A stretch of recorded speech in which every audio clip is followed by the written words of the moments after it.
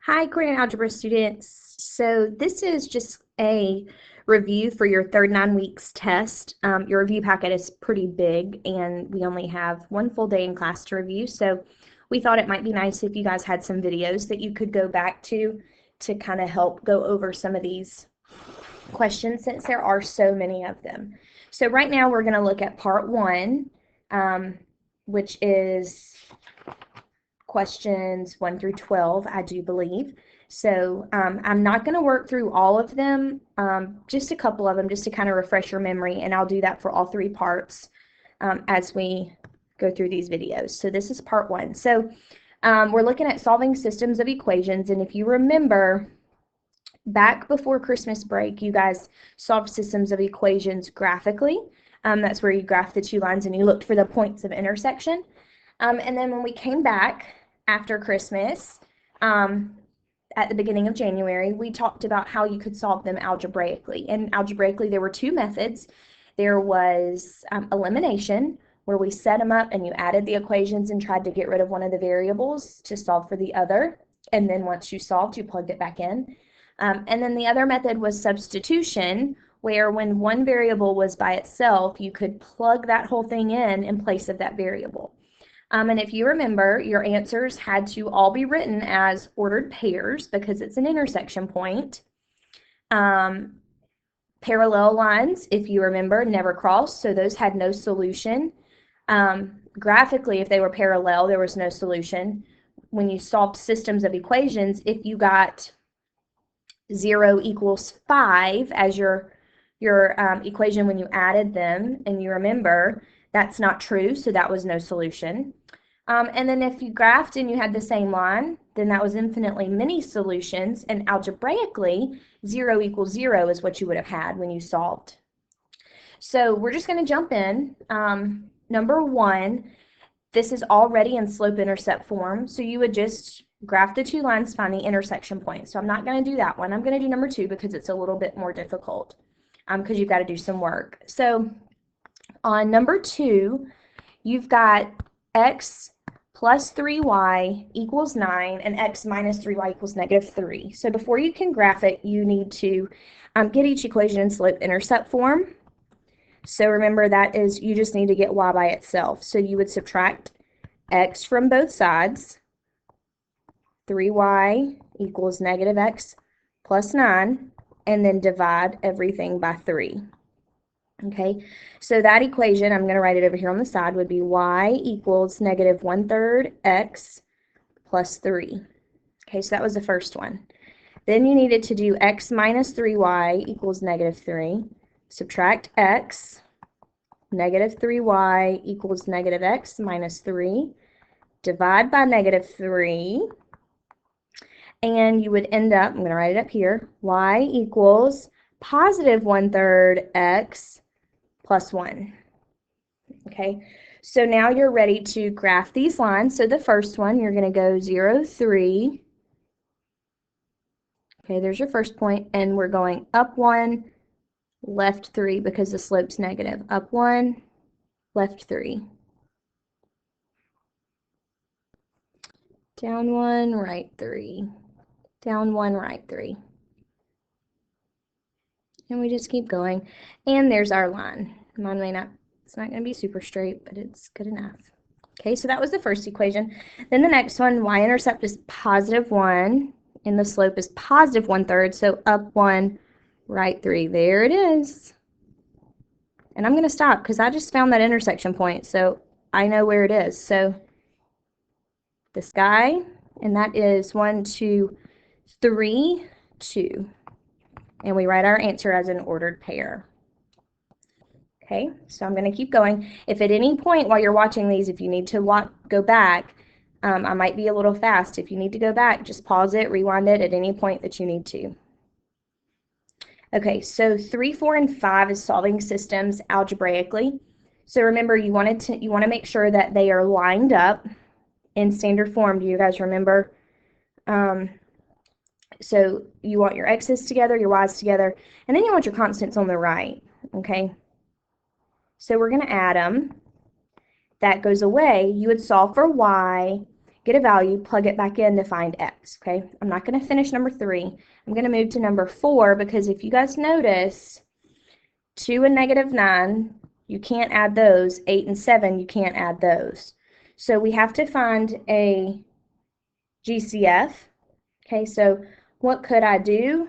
Well, you could multiply the top by 9 and you could multiply the bottom by 2. Okay, and if you do that, you need to distribute all the way through. That's 18x plus 72. Oh, let me go back. Plus 72y equals negative 216, and then we distribute the 2 in the bottom. Negative 18x plus 14y equals negative 42. Sorry, guys. Okay, and then we're going to add them. So the 18x's will go away. I add the y's. I get 86y equals negative 258. Divide by 86. And you end up getting that y is equal to negative 3. Okay, so then once you've found y, you're going to plug back in to find x. I'm going to plug into this equation here.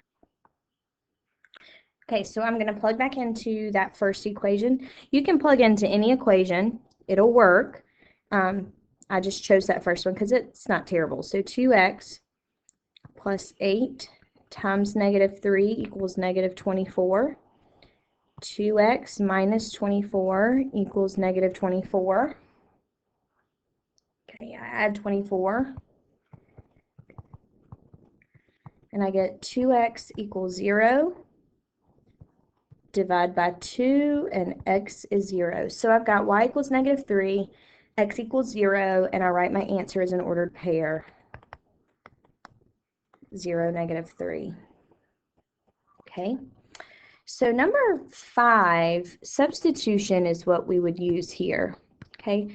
So this says x is equal to y over 2 minus 11. So if x is this whole thing, when I have an x, I can replace the x with y over 2 minus 11. That's how substitution works. Okay. So I'm going to come down here at the bottom. I have 2, and then I would have written an x, but I know x is the same thing as y over 2 minus 11 minus y equals 5. What I'm doing is I'm rewriting this in terms of y. Okay, I'm going to distribute this 2, and what ends up happening here is this is 2y over 2 minus 22 minus y equals 5. Well, that goes away, doesn't it? Okay.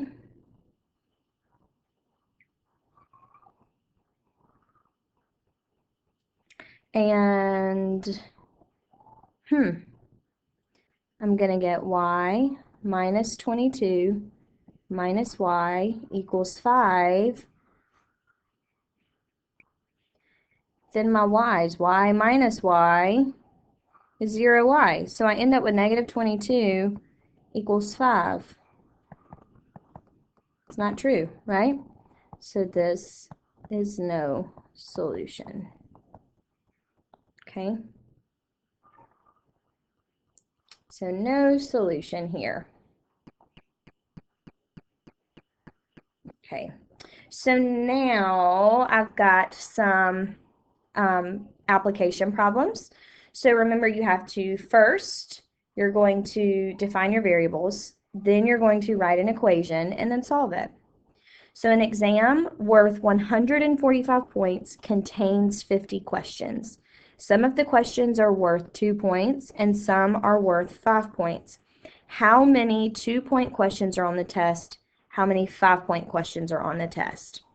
Okay, so your question tells you what your variable should be. So x is going to be how many 2-point questions? So 2-point questions is my x.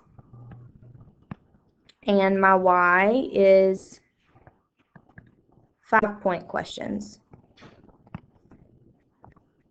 Okay, so x is 2-point questions, y is 5-point questions. So an exam is worth 145 points and there's 50 questions. So the first thing that I know I could write is I could say x plus y is 50. However many 2-point questions plus however many 5-point questions for a total of 50 questions on the test. Okay? Well, if it's worth 145 points, if x is 2-point questions, don't I know that 2-point questions are going to be 2 times, I need to say this is number here. So 2 points for every 2-point question, the number of 2-point questions. So 2 times the number of 2-point questions plus 5 times the number of 5-point questions equals 145. Okay.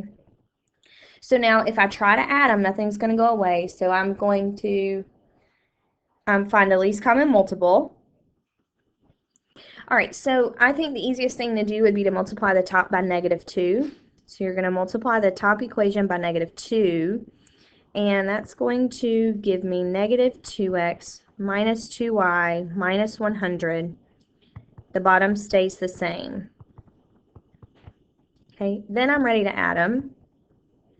So now when I add, my x's go away, and I get 3y equals positive 45 divide by 3, and we get y is 15. So y is the number of 5-point questions. So I know I have 15 5-point questions.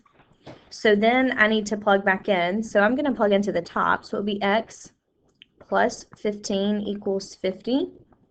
Subtract 15, and I get x is 35. So you always want to make sure you answer your question. So there are 35 2-point questions, and there are 15 5-point questions. Okay. I'm not going to do 7 or 8. Those you can do on your own. I will jump down and do number 9. A boat traveled downstream with a current at a speed of 28 meters per second. During the trip back, traveling against the current, the boat traveled 12 meters per second. What is the speed of the boat? What is the speed of the current? The speed of the boat in still water. So we're going to let x be the speed of the boat.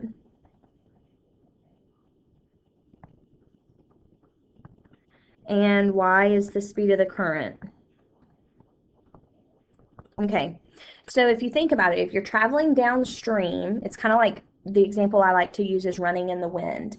So if you're running outside and the wind is blowing against your back, it's pushing you faster, right? And then when you turn around and the wind's blowing in your face, it's slowing your speed down. So the current does the same thing to a boat. So if you are traveling downstream and the current is flowing the same direction you're going, you are adding, the current's adding to the speed of the boat. But when you turn the boat back around and the current's pushing against you, you are going against the speed, which is going to slow it down. So when we're traveling with the current, we could say that that is the speed of the boat plus the speed of the current to equal 28, because the current is helping the boat go faster, so it's adding to its speed. Then when you turn around, you're going to do the speed of the boat, which is x, minus the speed of the current, y, equals 12, because the current's going to take away from the speed. So then I can add, my y's would go away, 2x equals 36, divide by 2, and you get x is 18. X is the speed of the boat. So in still water, the boat's traveling 18 meters per second. So then I need to figure out what y is. So I'm going to do 18 plus y equals 28. Subtract 18, and we get that y is 10. So the speed of the boat is 18 meters per second, and the speed of the current is 10 meters per second. Okay. All right, so number 10. So the other thing that you guys looked at before Christmas break was graphs of inequalities. So for multiple choice questions, one thing that's easy to do is to look here. Okay. So do you remember, so let's see, greater than you shade up, right? Less than you shade down. Greater than or equal to, less than or equal to is a solid line, and greater than or less than is a dotted line. So like on number 10, if you look, both of these are, none of these are solid lines. Both of these lines should be dotted. So without even really doing any work here for number 10, you could figure out that B had to be the correct answer because they had to both be dotted lines. And you didn't even have to do any work. If you did, don't forget that when you divide by a negative for inequalities, you have to flip the sign. Okay, so don't forget that. So if you divide by a negative, you flip the inequality sign. So number 10 was kind of easy. So number 11, I'm not going to do y is already by itself. That one's a little bit easier. The thing you do need to remember, though, whenever you have y equals a number, that's a horizontal line, and x equals a number is a vertical line. Okay, so don't forget that. All right, so I am going to do number 12. So the first thing we need to do is get y by itself. So 2x minus y is greater than negative 3. Okay, the first thing you need to do is subtract 2x from both sides. Okay, so if you subtract 2x, you get negative y is greater than negative 2x minus 3. Then you're going to divide by negative 1 everywhere, and you're going to remember that when you divide by a negative, you have to flip the inequality sign. So it becomes y is less than 2x plus 3. Okay, so I'm going to make a little note. So this is a dotted,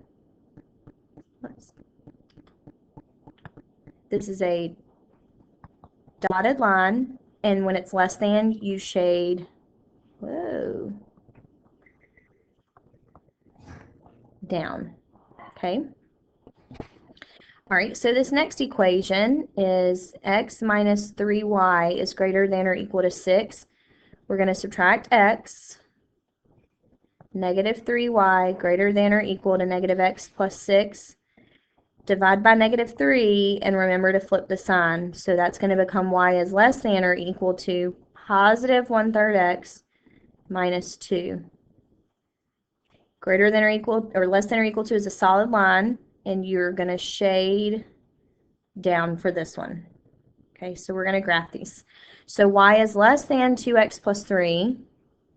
I go to 3, and I have a slope of positive 2, up 2, right 1, down 2, left 1. This is a dotted line, and I'm going to shade down. So I'm just going to draw some arrows. Okay, so the next one, y-intercept is negative 2, a positive 1/3 slope. So up 1 over 3, up 1 over 3, down 1, left 3, down 1, left 3.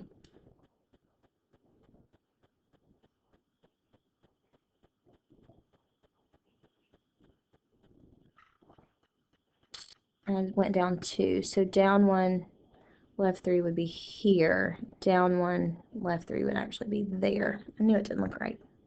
Okay, so I fixed it. There we go.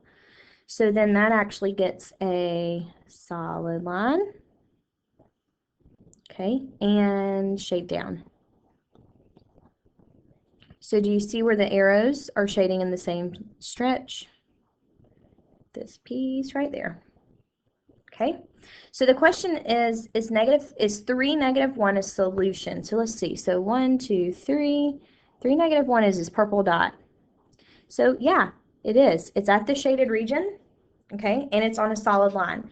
Now, remember, to be a solution, it has to be in the shaded region or on a solid line. Anywhere up here, here, or here, or here, or here. None of those that I just drew are solutions because they're not in shaded regions. Okay, so just remember that. All right, so finishing it up. Oh, not yet. Yep, that was it. My bad. So up next will be part 2. So this was part 1, so questions 1 through 12, and we'll make another video for part 2.